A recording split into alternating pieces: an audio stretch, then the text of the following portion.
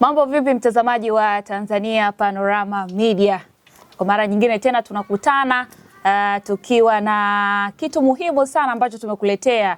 Na siku ya leo mtazamaji, hapo ulipo tuko na mtu ambaye pengine ulikuwa unatamani sana siku zote kukutana naye, kama sio kusikia kile ambacho pengine na wewe ulikuwa unatamani kusikia, kile ambacho binafsi ulikuwa unawiwa kukisikia. Basi leo sisi kama timu nzima ya Tanzania Panorama Media tumekuletea, na huyo ni baba mzazi wa Kibwana Shomari. Mimi ni Naspo Mayunga na mkono wangu wa kushoto hapa ndiye ambaye nimekutambulisha. Mzee, heshima yako. Asante sana. Habari ya nyumbani? Salama. Karibuni sana Kinolema. Asante sana. Kwema kabisa. Mimi ni kwema kabisa. Za pilika za siku nzima. Pilika inaendelea vizuri. Maana ilikuwa heka kweli kweli. Lakini hatimaye tumefika. Asante sana. Barabara kama mlivyoiona ya kijijini. Naam. Sawa kabisa.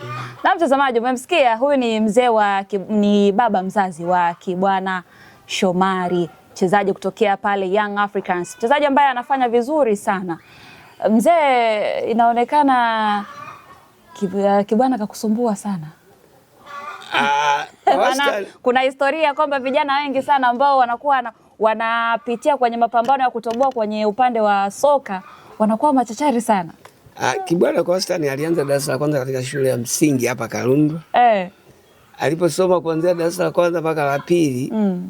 Kwa sababu mimi maisha yangu nilikuwa mjini, Morogoro mjini. Okay. Nilikuwa mimi daktari wa meno. Mwana Sabasaba hapa nani Goa chini hapa wa Kingalu. Mwana baada alipofika darasa la pili ikabidi mimi nimhamishe kwa sababu mbona alikuwa na mamake hawaelewani. Mara nyingi aliweka mchezo shule aendi, mara nyingine anaenda. Mbona sasa mimi nikabidi nimchukue niwe naye mimi. Mama yuko huko kijijini, mimi niko mjini na yeye. Wakati wewe upo wapi? Niko mjini. Yeye alikuwa huko. Kwa narudi weekend. Morogoro mjini. Yeah. Okay. Kila weekend mimi narudi nafanya kazi kule. Sasa nilipomtoa huko kumpeleka mjini, mbona nikaangalia huyu michezo anaipenda sana. Na kama michezo anaipenda sana, michezo ya kawaida sio mchezo wa mpira. Sasa nilichoamua kwamba yule bwana tumtafutie tuition pale anasoma ili kupoteza muda wa kuzunguka sana jioni. Akitoka shule alikuwa anasoma mji mkuu pale. Akitoka shule anaenda tuition. Akirudi kachoka. Sasa siku moja ikawa yule kapita Kikundi, uwanja wa Kikundi ule. Unajua? Uwanja wa Kikundi. Wa mpira. Okay. Mjini pale. Kupita akakuta vijana wenzake wa makamu yake wa darasa la 3 wengi anasoma nao, wengine wako pale. Hata tuition ikabidi akatae. Hapo darasa la ngapi? La 3 hapo. Darasa la 3. Akakataa zani mpira nani tuition staki. Ukitaka tuelewane baba, nipeleke nikacheze mpira kule, nitasoma na tuition nitakwenda. Nikamwambia sawa. Kakaa naye jioni tena aliporudi shule, nikamwambia sawa. Sasa mimi nikamfuatilia anavyotaka. Nikaenda ndani kwenye mitumba kule nikamchukulia viatu, nikamchukulia bukta, nikamchukulia matraki. Kampeleka kwa yule kocha yule mzee mmoja ameshakufa, alikuwa anaitwa nani, alikuwa na Moro Kids pale. Nikampeleka. Akanambia ada yake shilingi 10,000 nikalipa. Nikamwambia huyu maana yake nimemleta hapa atakuwa anacheza na wenzake mpira jioni. Kutoka shule anakuja pale. Kweli. Kwa sababu kutoka nyumbani tulipokuwa tunakaa Sultani kuja nani pale kiwanjani. Ni jirani kama hapa na barabarani pale. Kwa hiyo ikabidi yule nimuunganishe pale kwa kocha na fomu zake tukasaini, akaanza mazoezi. Kwanza mazoezi pale, yule anatoka shule, anaenda mazoezini, ana shida. Na kitoka mazoezini kachoka, wao hawezi kuzurura tena. Sasa nilikuwa naogopa nikimwacha hivi. Akitoka shuleni, atakuwa anazurura sana. Wewe akitoka mazoezini, akitoka shuleni, anaenda mazoezini. Ndio akaungana na walikuwa na Dickson Job na Kibabagi. Wote walikuwa wanakuja nyumbani pale. Wanaenda mazoezini, wakitoka shule wanakuja nyumbani, wanampitia mwenzao, wanaenda mazoezini. Mbona ikawa kufika darasa la 4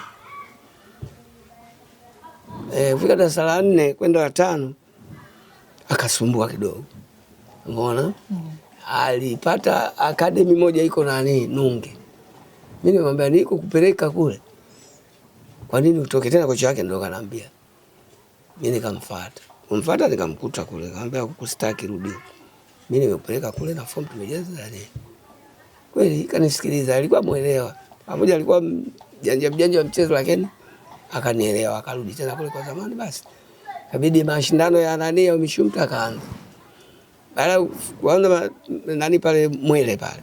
Kuanza mashindano ya umishumta akacheza. Basi wakamuona akademi ya hapa Molo Kids sasa.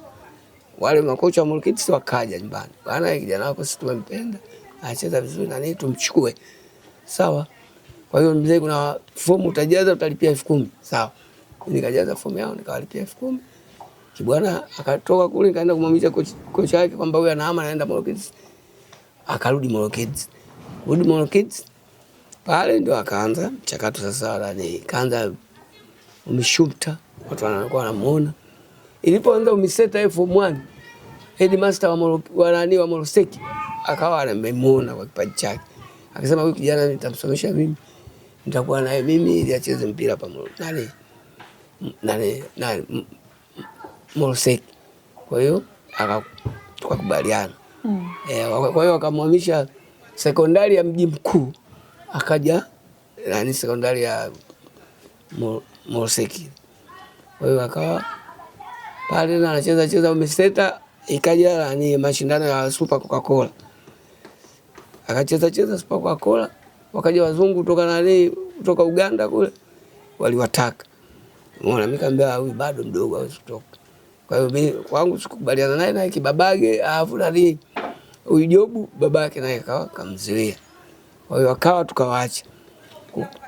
Kuacha akaja mashindano yale ya vijana under 15.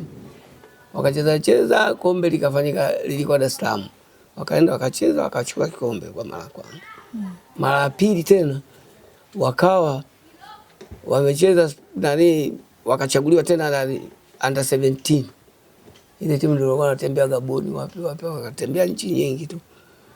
Walipomaliza yale mashindano, umeona, sasa ndio Mtibwa wakaja wakamtaka.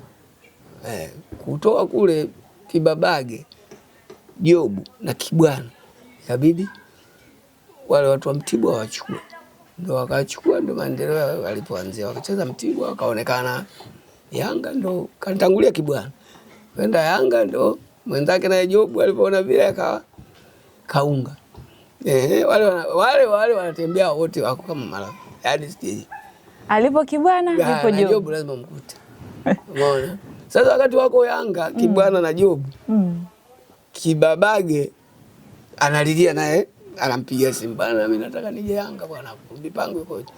Mwenye anapojua kafanya mipango 1 2 3, naye akazama pale. Baada ya kuzama basi akacheza baadaye Kibabage kaenda Singida. Toka Singida ndio kaenda Simba. Lakini wale wawili ndio wabaki pale. Sababu ule mwaka wa kwanza alipocheza paliza mashindano, Kibwana aliumia mguu. Kibwana aliumia mguu, akapelekwa wapi siji huko Uturuki. Mbona aliumia goti. Kutoka Uturuki aliporudi nikamwambia rudi huko. Mbona mguu unaonaje? Akasema bana, kile nilichokuwa naona bado kipo. Kweli kuna hapa kwenye goti hapa. Kulikuwa kama kigololi kidogo dogo hivi. Umeona, kishika hivi kinatembea. Basi akaja hapa. Tukamweka dawa, ikapotea.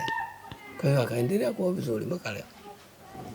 Kibwana katika utoto wake kuanzia mpaka anafika darasa la 3 hukuja kuwa naye.